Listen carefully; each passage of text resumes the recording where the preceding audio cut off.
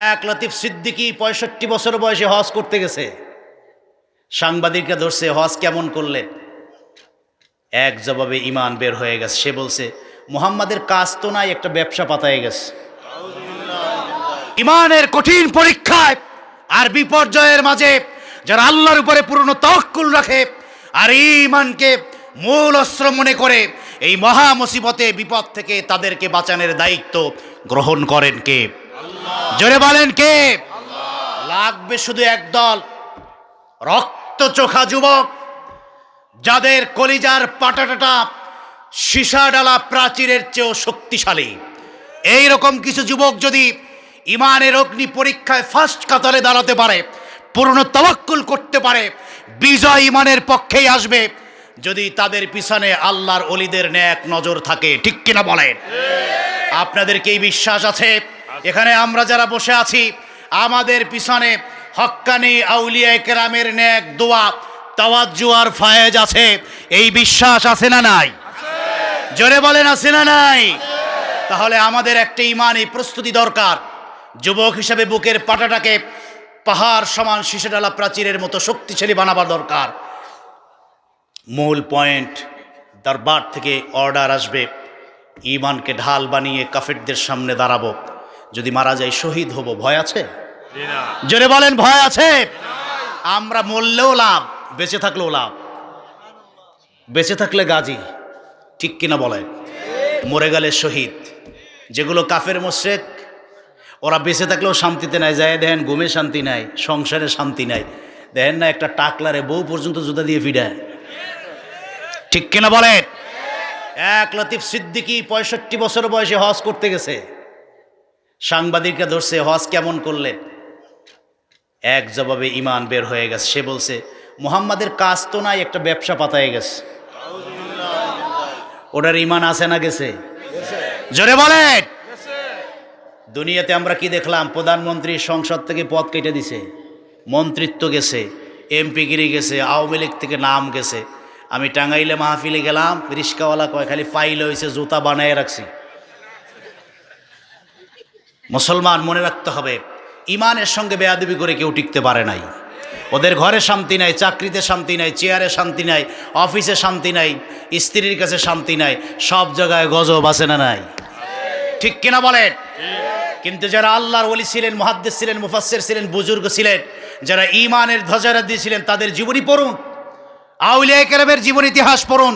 যত পড়বেন মুগ্ধ হবেন, যত পড়বেন তাদের প্রতি শ্রদ্ধা বেড়ে যাবে, যত পড়বেন তাদের ভক্ত হয়ে যাবেন। এর কারণ তাদের ব্যক্তি হিসেবে কোনো দাম নাই, কিন্তু দাম আছে কালবে যে ইমান আছে তার। ঠিক কিনা বলেন? এই জন্য কিছু যুবক চাই, যারা রাত্র ৩টা বাজে জেগে খেলা দেখতে পারে, তারা তো তাহাজ্জুদও পড়ার কথা কয় না তো? যারা ৩টা বাজে জেগে খেলা দেখতে পারে, তারা তাহাজ্জুদ পড়তে পারবে না কেন? যদি তাহাজ্জুদ পড়তে না পারে, তাহলে বুঝতে হবে যে ইমানটায় জং পড়ে গেছে। কতক্ষণ না? ওই ইমানটায় গান ভালো লাগে, ড্যান্স ভালো লাগে, ডিজে পার্টি ভালো লাগে, দুনিয়ার সব রঙ্গমঞ্চ ভালো লাগে, তার তাহাজ্জুদ ভালো লাগে না, নামাজ ভালো লাগে না, ইমান ভালো লাগে না। সেই ইমানটাকে ঝালাই করতে হবে। যুবকদেরকে প্রাউড ফিল করা উচিত। এই পৃথিবীতে সর্বপ্রথম যিনি শহীদ হয়েছিলেন তিনি যুবক। সুবহানাল্লাহ কালকে বলেন না, আগামী বছর বললে আরো ভালো হয়। আমি যাদেরকে দেখতে পাচ্ছি সব যুবক। হুজুর আমাকে বলছে যে আপনার সাবজেক্ট হলো ইসলাম প্রতিষ্ঠায় যুবকদের ভূমিকা। এজন্য বলি, এই পৃথিবীতে সবার আগে যিনি জীবন দিয়েছেন, শহীদ হয়েছেন, তিনি ছিলেন একজন যুবক। আলহামদুলিল্লাহ। তার নাম হজরতে হাবিল। আদম আলাইহিস সালামের ছেলে ছিল 2টা। কয়টা? কথা কয় না তো? ঘুমে ধরে গেছে?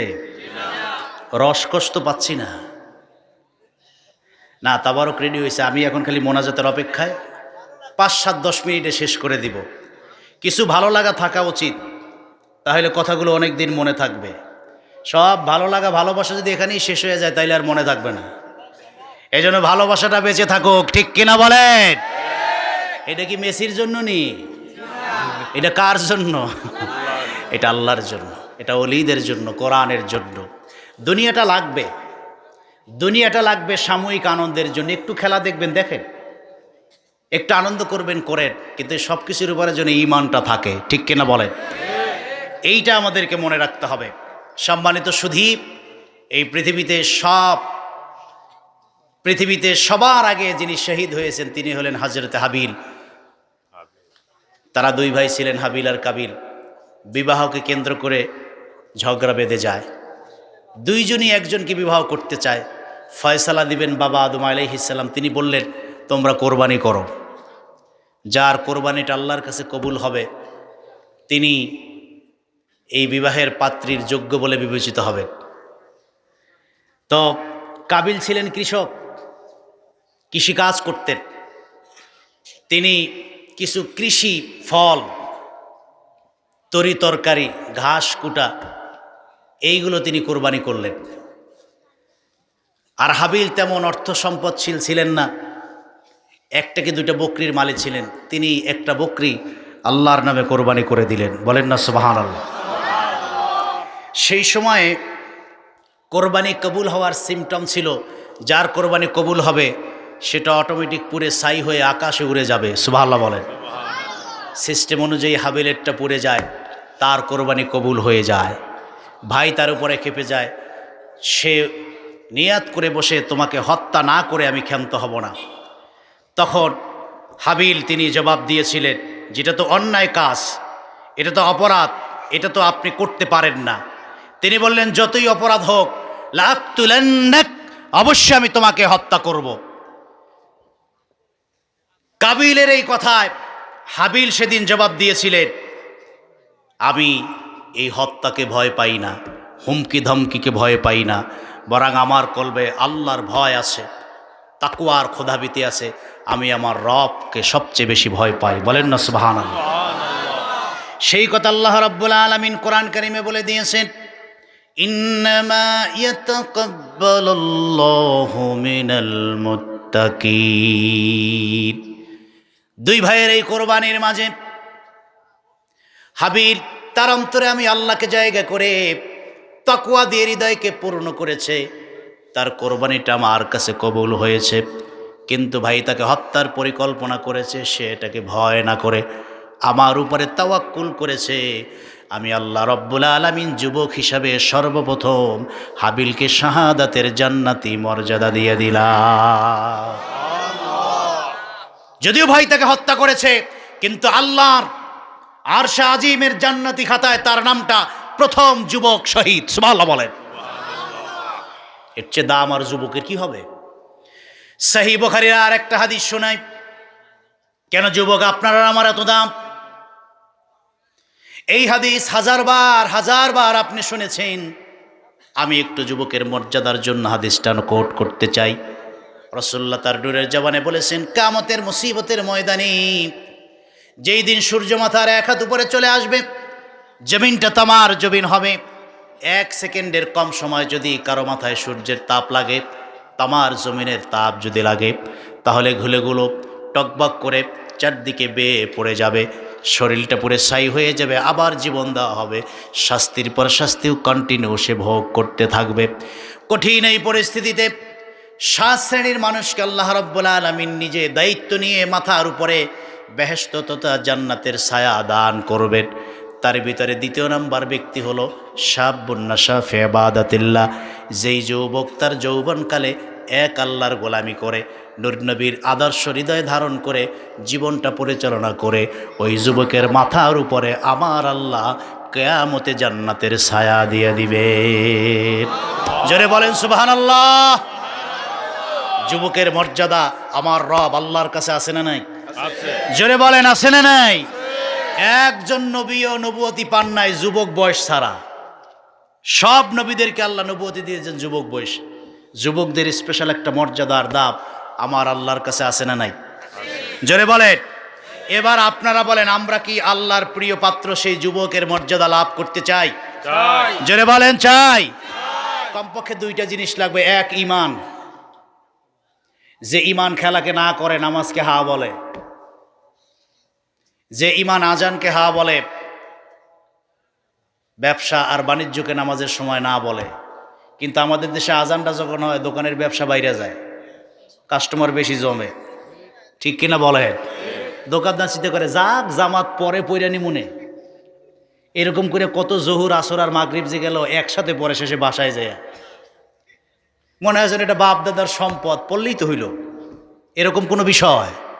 আসসালাতু লিওয়াক্তিহা, ওয়াক্ত অনুযায়ী নামাজ পড়া, এটাই আল্লাহর পক্ষ থেকে, রাসূলুল্লাহর পক্ষ থেকে আদেশ। ঠিক কিনা বলেন? আমি বলছি যে ঈমান তোমাকে আজানের সাথে সাথে মসজিদে নিয়ে যায়, ব্যবসাকে না করে দেয়। বুঝে না তো ব্যবসায়ী, ব্যবসায় বরকত দিবেন কে? আল্লাহ। তার কাছে সেজদায় না পড়ে দোকান খুলে বসে আছে, বরং তুমি দোকানটা বন্ধ করে জামাতে যাও, চোখের পানি ছেড়ে আল্লাহর কাছে বলো যে আল্লাহ দোকান বন্ধ কইরা তোমার কাছে বরকত চাইতে আসছে, তুমি যদি বরকতটা দাও দোকান 5 ঘন্টা বন্ধ থাকলেও বরকত কমবে না। ঠিক কিনা বলেন? এই মেন্টালিটি তৈরি করতে হবে। এরকম কিছু মানুষ দেশে আছে, রিক্সা চালায়, ভ্যান চালায়, আজান হয়ে যায় রাস্তায় নামাজে দাঁড়ায় যায়, খেতে কাজ করে আজান হয়েছে রাস্তার মধ্যে আল্লাহু আকবার, আছে না নাই? সিএনজি চালায়, 50,000 টাকার বান্ডিল সিএনজিতে পড়ে আছে, সিএনজি এলায় টাকাটা পেয়ে মালিককে খোঁজে, তারপরে খুঁজে খুঁজে টাকাটা ফেরত দেয়, আছে না নাই? এই যে কাজটা করলো, তার এই কালবে নাড়া দিয়েছে তার ঈমান। তার ঈমান তাকে বলতে বাধ্য করেছে আজান হয়েছে নামাজে দাঁড়াও। তার ঈমান তাকে বলতে বাধ্য করেছে এই টাকাটা তোমার জন্য হালাল না, এটা হারাম, মালিককে পৌঁছাইয়া দাও। আর এরকম বড় বড় চেয়ারে বসে তোল দেয় নাই, উপরে দিয়ে নাই, মুডার মুডা, আছে না নাই? ওদের সব আছে, চেয়ার আছে, ক্ষমতা আছে, দাম্ভিকতা আছে, খালি নাই ঈমান। ঠিক কিনা বলে? রিক্সাওয়ালা, ভ্যান চালকের অর্থ নাই, সম্পদ নাই, পদ নাই, পদবি নাই, টাকা নাই, পয়সা নাই, এরপরও আজান হলে তাকে নামাজে দাঁড়ায় দেয়, কারণ ওর আছে ঈমান। যুবক, আল্লাহর প্রিয় বান্দা হতে গেলে সেই ঈমানটা লাগবে। যদি ঈমানের পরীক্ষায় পাশ করতে পারি, তাহলে আসহাবে কাহাবের ওই যুবক 309 বছর গুহায় ঘুমিয়েছে, পাহারা দিয়েছেন কে? কথা বলে না তো, কথা বলে না তো। বাদশা তাদেরকে বলেছে হয় মূর্তি পূজা করো, না হয় ফাঁসির রশিতে ঝোলো। কয় যে কোনোটাই রাজি না, কোনোটাই রাজি না, মরতেও রাজি না, মূর্তি পূজা তো প্রশ্নই আসে না। আল্লাহর কাছে বলে যে আল্লাহ এমন ঈমান এনেছি মূর্তি পূজার সুযোগ নাই, আর এই নাপাক মুশরিকের হাতে মৃত্যুবরণ করব না। আল্লাহ কয় ঈমানের পরীক্ষায় পাশ করেছো, সুবহানাল্লাহ বলে। এমন জান্নাতি ঘুম পাড়াইয়া দিব, 309 বছর ঘুমাবা, ঘুমের ব্যাঘাত ঘটবে না, আরামের ঘুম, সুবহানাল্লাহ বলে। 309 বছর ঘুমাইলে নিশ্চিত মৃত্যুর ঘুম, কথা কন না? মানুষ বাঁচে কয়দিন? কিন্তু এরা 309 বছর পরে ঘুম থেকে জায়গাও দেখা যায় জীবিত। বোঝা গেল বান্দা যদি আল্লাহর প্রিয় পাত্রে পরিণত হয়, মৃত্যুর পরেও তারা জীবিত থাকে। ঠিক কিনা বলে? এটা যদি সাধারণ মানুষের অবস্থা হয়, তাহলে নবী আম্বিয়া আলাইহিমুসসালাম কবরে কি অবস্থায় আছে? মরা না জিন্দা? কথা কয় না তো। আসহাবে কাহাবের এই মানুষগুলি 309 বছর ঘুমানোর পরও জীবিত জেতা, তাহলে নবীরা মৃত্যুর পরে কবরে মরে গেছেন, পচে গেছেন? কিন্তু এই ভ্রান্ত আকিদার একদল বক্তা নামের তক্তা এই ভ্রান্ত আকিদার বক্তব্য মাঠে ছড়াচ্ছে। ঠিক কিনা বলেন? এদেরকে চিনতে হবে। আল্লাহ বলছেন, যুবক, কাফের বাদশার সামনে যে ঈমানের পরীক্ষা তুমি দিয়েছো, মাথা নত করো নাই, হুমকি আর ধামকিকে তুমি তোয়াক্কা করো নাই। আমি আল্লাহ নিজে আশ্রয়দাতা হয়ে এই গুহার ভিতরে জান্নাতি ঘুম পাড়ালাম, পাহারাদারির জন্য একটা কুকুরকে আমি আনসার বানাইয়ে দিলাম, সুবহানাল্লাহ বলে। সেই ঈমানটা যুবক তুমি আজও যদি হৃদয়ে ধারণ করতে পারো, এই হুমকি ধামকি নাস্তিক্যবাদের এই নীল নকশা এ জমিনে বাস্তবায়ন হতে পারবে? কি বলেন, পারবে? 2 নাম্বার লাগবে তাকওয়া, 2 নাম্বার লাগবে তাকওয়া। এটাই আমার শেষ কথা। খোদাভীতি যদি অন্তরে থাকে, পাপ নাকের ডগায় আসবে, অন্যায় নাকের ডগায় আসবে, তাকওয়ার ধাক্কায় পাপ 1000 মাইল দূরে সরে যাবে। ঠিক কিনা বলেন? সহিহ বুখারীতে হাদিসটি এসেছে, 3 জন যুবক পাহাড়ের গুহার ভিতরে আটকা পড়ে, বড় একটা পাথর এসে মুখ আটকা পড়ে যায়। জানা হাদিস অনুবাদ করে দিচ্ছি এবং এটাই শেষ কথা। এমন একটা পাথর মুখে পড়ে যায়, 3 জনের মৃত্যু নিশ্চিত। এইবার 3 জন একজন আর একজনের গলা ধরে বলে যে মরে তো গেছি, এই পাহাড়ে কেউ আসবেও না, আর চিল্লা পাল্লা করলে কেউ শুনবেও না। আর এটা এত বড় পাথর 20 জনে মিলেও সরানো যাবে না। তাহলে কি করা যায়? 3 জন বলল, আসো জীবনের শেষ তওবা। তুমি কি ভালো কাজ করেছো, আমি কি করেছি, আর তুমি কি করেছো, প্রত্যেকের ভালো কাজের ওসিলা আল্লাহর কাছে দেই, যদি আল্লাহ মাফ করে দেয়। সুবহানাল্লাহ বলবেন না? তাহলে বোঝা গেল ওসিলা আছে না নাই? আছে না নাই? ওসিলা এত ভাইরাস, এটা নাকি শিরক। আল্লাহ হেফাজত করুক, বলেন আমিন। এই পুরো হাদিস আমি শোনাবো না। 3 জনের ভিতরে দ্বিতীয় ব্যক্তি বলল, আল্লাহ আমার জীবনে একটা ভালো কাজ আছে, আমি আমার আপন চাচাতো বোনকে ভালোবাসতাম, এতটা আকৃষ্ট হয়েছি তার প্রেমে, তাকে জেনার প্রস্তাব দিয়েছি। ভালোবাসাটা তো গভীর ছিল, সম্পর্কটা এত উচ্চাঙ্গের ছিল, না করার কোনো সুযোগ নাই। তারপরেও সে বলে যে এটা অসম্ভব, কেমনে হয়? তাহলে তোমাকে এই পরিমাণ টাকা দিব, দিরহাম দিব। নির্দিষ্ট পরিমাণ দিরহাম আর টাকার বিনিময়ে চাচাতো বোন জেনা করতে রাজি হয়ে যায়। রাতের অন্ধকারে 2 জন জেনা করবে, টাকা পরিশোধ। হাদিসের সে একজন আর একজনের মুখামুখি। ওই মুহূর্তে মেয়েটা বলেছে, তুমি সব শর্ত পূরণ করেছো, টাকা তাও দিয়েছো, তুমি একটা শর্ত ভঙ্গ করো নাই। আর এই নির্জন জঙ্গলে পৃথিবীর কেউ নাই, কেউ দেখবেও না। তুমি আমার চরিত্র নষ্ট করলে কেউ দেখবে না, বাধাও দিবে না। আর আমার তো সুযোগ নাই, কারণ তুমি শর্ত পূরণ করেছো। তবে শেষ মুহূর্তে একটা কথা বলি, কেউ নাই, বাবা নাই, মা নাই, ভাই নাই, পাড়া নাই, পড়শি নাই, রাতের অন্ধকার, কেউ দেখবে না। কিন্তু একজন দেখেন, তিনি আমার আল্লাহ। ইত্তাকিল্লাহ, যুবক তুমি কি পারো না সেই রবকে ভয় করে আমাকে ছেড়ে দিতে? যুবকটা একটা চিৎকার মেরে জিনার সেই মজলিস থেকে উঠে সারা জীবনের জন্য খাঁটি তওবা করে রবের দিকে ফিরে গেছে। কঠিন এই মুসিবতে গুহার মুখে বিশাল একটা পাথর, সরাবার মতো কেউ নাই, আপনা আপনি সরে গেলে বাঁচা যায়। এই কঠিন বিপদকে মাথায় নিয়ে যুবক আল্লাহর কাছে হাত বাড়ায় বলে, আল্লাহ ওই যে গভীর রাত আপন চাচাতো বোনের সাথে জেনা করতে গিয়েছি, কোনো বাধা ছিল না। বোন আমাকে মনে করিয়ে দিয়েছে, কেউ দেখে না, আল্লাহ দেখে, তাকে তো ভয় করতে পারো। কসম আল্লাহর, সেই কঠিন মুহূর্তে শুধুমাত্র কেবলমাত্র একমাত্র তোমাকে ভয় করে সেই অপকর্ম থেকে ফিরে এসে, তোমার দরবারে ফিরে এসে খাঁটি তাকওয়ার এই হৃদয়ে জায়গা করে দিয়েছি। আল্লাহ ওই দিনের ওই তাকওয়ার খোদাবিতির কাজ যদি তোমার কাছে ভালো লেগে থাকে, তাহলে ওই কাজের ওসিলায়, ওই তাকওয়ার কর্ম, তাকওয়ার কাজের খাতিরে পাহাড়ের মুখ থেকে পাথরটাকে তুমি সরায়া দাও। মালিক আমার আল্লাহ সঙ্গে সঙ্গে জবাব দিয়ে বলেন, রে যুবক, তোর তাকওয়া আমি আল্লাহর কুদরতি হৃদয়কে টাচ করেছে, স্পর্শ করেছে। তুই যে এই জেনার মজলিসে সত্যিকার অর্থে আমি আল্লাহর তাকওয়ার হৃদয়ে জায়গা করে দিয়ে যে ভয়ের দৃষ্টি স্থাপন করেছ, তোর এই ডাকে সাড়া দিয়ে এই গুহার মুখ থেকে আমি আল্লাহ পাথরটাকে সরাইয়া দিলাম। এজন্য আল্লাহ রাব্বুল আলামিন কোরআন কারিমে বলেন, ওয়ামাইয়াত্তাকিল্লাহা ইয়াজআল লাহু মাখরাজা ওয়া ইয়ারযুকুহু মিন হাইসু লা ইয়াহতাসিব।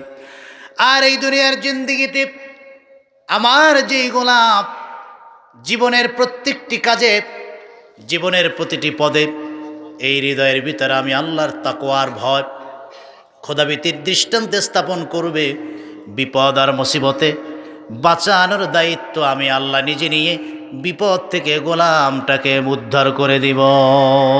বলেন সুবহানাল্লাহ। সুতরাং ইমানের নূর আর তাকওয়ার গুণ যদি এই হৃদয়ে থাকে, একটা যুবক হাজার কাফেরদের জন্য আতঙ্ক হতে পারে। ঠিক কিনা বলেন? হাজারো কাফেরদের আওয়াজের বিরুদ্ধে একটা ইমানি আওয়াজ তাদের মঞ্চকে ভেঙে চুরে নাস্তানাবুদ করে দিতে পারে। যদি শাহজালালের ডাকে হতে পারে, তার উত্তরসূরিদের ডাকেও সেটা হবে। সেই ইমান এখনও এই পৃথিবীতে আছে। ঠিক কিনা বলেন? সেই তাকবীরের আওয়াজ আজও পৃথিবীতে আছে। রাসূলুল্লাহ রেখে যাওয়া তার প্রিয় উম্মতের ইমানের এবং তাকওয়ার সেই গুণ আজও এই পৃথিবীতে আছে। সেই গুণটা, সেই নূরটা হৃদয়ে ধারণ করতে পারি। আল্লাহ যেন 3 দিনের প্রোগ্রামের শেষ মুহূর্তে গভীর রজনীর এই দাবিটুকু আল্লাহ যেন আমাদের পক্ষে কবুল করেন। সকলেই বলেন আমিন। আরো জোরে বলেন আমিন। সাদাকাল্লাহুল আযীম। আর কথা বাড়াবো না। এখন আমরা একেবারে শেষ মুহূর্তে, কষ্ট বেশি হয়েছে না? তাই তাহলে আমি একটু বরকতের জন্য দাওয়াতটা দিয়ে দেই। না, এটা আমি বুঝতে পেরেছি, আলহামদুলিল্লাহ। যেখানে হুজুর আছেন, সাহেব কিবলারা আসছেন, তারা যাবেন, এটা আমি জানি। কথার তালে একটু তো বলতে হয় মাঝে মধ্যে, ঠিক না? 10, 11, 12 জানুয়ারি 2024 বেঁচে থাকলে সকলে আসবেন। 21তম ইলাইগঞ্জ সুন্নি মহাসম্মেলন অনুষ্ঠিত হবে। আপনাদের সকলের দাওয়াত। যারা এখনই নিয়াত করবেন, যদি মরেও যান সওয়াব পেয়ে যাবেন। বলেন, আমরা কি সকলে এখানে যারা উপস্থিত আপনারা আছেন সকলে আসবেন? 2 হাত তুলে আল্লাহকে দেখান, নারায়ে তাকবীর। আল্লাহ যেন কবুল করেন, বলেন আমিন। হাত নামান। সিরাজ মিয়ার দামান 500 টাকা ছিল, শরীকাও এক ভাই সিরাজ মিয়া 500 টাকা। শোনেন, আপনি আমি কতটুকু ফায়দাবান হব তা জানি না, তবে কবরবাসীরা 100% ফায়দাবান হবে। তাদের জন্য হলো আপনার আসা উচিত। আপনি আমি একসময় কবরবাসী হয়ে যাব, সেদিন কিন্তু আফসোস করব। এজন্য সন্তানকে এই মাঠটা চিনাইয়া যান। আপনার নেক্সট জেনারেশন সন্তানকে এই মাঠ ময়দানটা চিনাইয়া যান। তাদেরকে আপনার জায়গায় বসায়া যান। আপনি একসময় থাকবেন না, সে ওই জায়গায় বসবে। এজন্য এই মাঠ তাদেরকে চিনানো দরকার আছে না নাই? আল্লাহ তাআলা যেন আমাদেরকে কবুল করেন, বলেন আমিন। তফর আলী 1000 টাকা, মা বাবার জন্য 1000 টাকা দিয়েছেন। আসুন সোনার মদিনায় নূর নবীকে দাঁড়ায়া সালাম দেয়া নবী।